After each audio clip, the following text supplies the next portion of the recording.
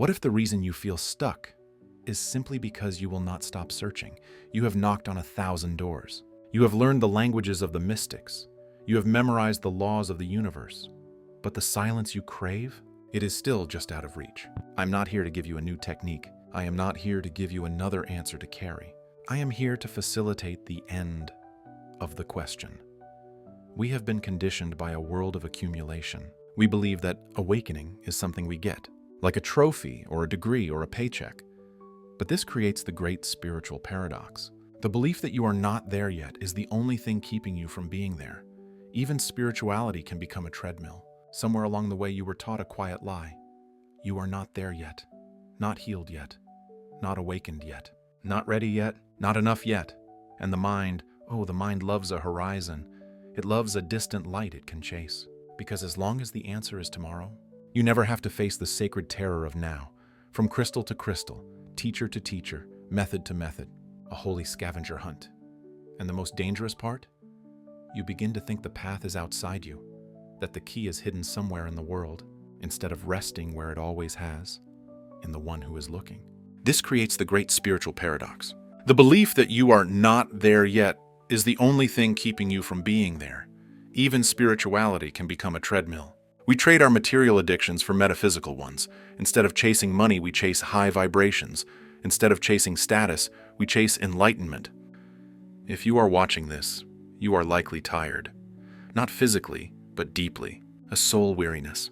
You feel almost awakened. You feel the truth is right behind a veil you can't quite tear down. That exhaustion is a good sign. It means the ego is running out of fuel.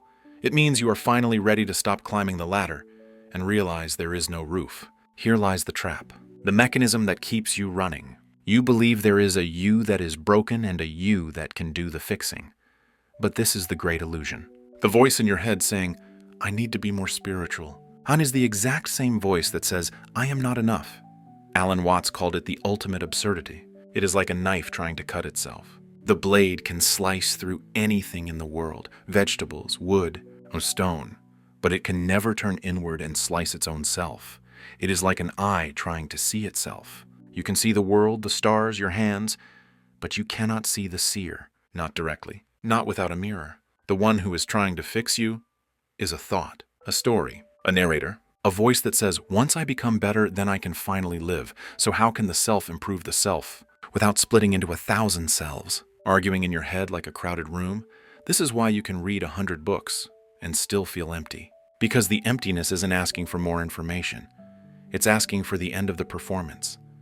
The ego doesn't want truth. It wants a project, a mission, a reason to keep moving. Because if it ever stops, it might notice something shocking. That awareness is already whole, and it never needed permission. You have been trying to find yourself as if you were an object in the room, like keys you lost, like a sensation you're trying to catch, but you cannot find the self, because you are the self. The thief is dressed as the policeman.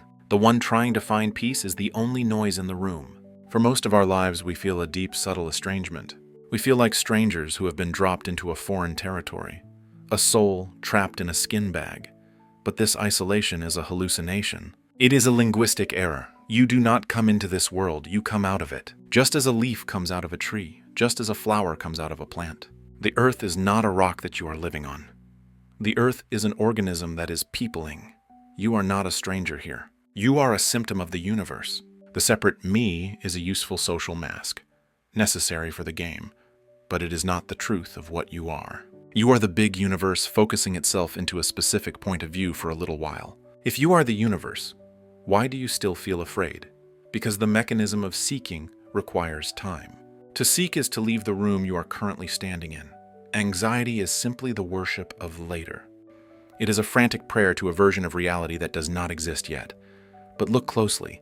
The future is a concept. It is a ghost. The body is here. Notice this. Right now, you are not fighting a tiger. You are not falling off a cliff. Right now, you're here. That name, that story, that personality is not a mistake. It's a mask the infinite wears so it can meet itself in 1,000 different faces. And you, yes, you are one of those faces. Not an accident, a sacred expression. So why does fear still haunt you? Because fear is the mind worshipping time. It says, what if later? What if tomorrow? What if I lose? What if I fail? But the future is a thought image, a mental movie. And anxiety is what happens when you live inside that movie and call it reality. Notice something. Right now, in this exact moment, you are safe enough to hear these words. Right now, you are breathing without solving any complex equation to transform oxygen into your body's fuel as consciousness, or counting your breaths. Right now, life is happening without your permission, which means control was never the source of peace. Presence is your only truth. Because is real time, eternity expressing itself through you. So just be here, be now. You do not need to climb a mountain. You only need to stop. Let us run an experiment. Right now, first notice your breath. Do not change it. Do not make it spiritual. Just let the body breathe you. Now listen for the farthest sound you can hear. A car? The wind? Do not name it. Just receive it. Finally, feel your hands. Do not move them. Just feel the vibration of life inside them. Notice that they exist, without any effort from you at all. That presence you felt? That is it. Awakening is not an achievement you earn. It is a recognition. You were looking for your glasses while wearing them. Why do we fear the end of the search? Because the mind equates stopping with dying. To the ego, silence looks like a grave, but a cup is only useful because it is empty. We run from nothingness, yet everything depends on it. Nothingness isn't empty. It is freedom. Letting go feels like death to the ego, but it feels like oxygen to the soul. You are allowed to stop performing your healing. You are not a project to be completed. You are the vast open space in which the healing happens on its own. The video will end. The ecstasy will fade. And tomorrow morning, you will have to wash the dishes. This is where the real work begins. When you feel rushed, return to senses, sound, breath, feet. The mind races, but the feet never leave the present moment. When you feel unworthy, remember that unworthiness is a story. Presence is the fact. Drop the story. Keep the fact. When you overthink, thought is a tool, not a throne. Use it to solve the problem, then put it down. Life is not a problem to be solved.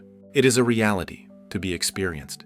And so we return to where we started. What if the reason you feel stuck is because you won't stop searching? You were never broken. You were never separate. You were never a stranger. The search ends the moment you realize there is no one left to find. You do not need one more answer. You do not need one more video. You just need one more moment of being here. Right now. If you felt even 1% more present, leave a mark below. Simply write, I am here. If you know a soul who is exhausted from the search, share this silence with them. And finally, subscribe if you haven't already for more of these transmissions, not for information, but for remembrance. See you in the now. Universal Consciousness signing out.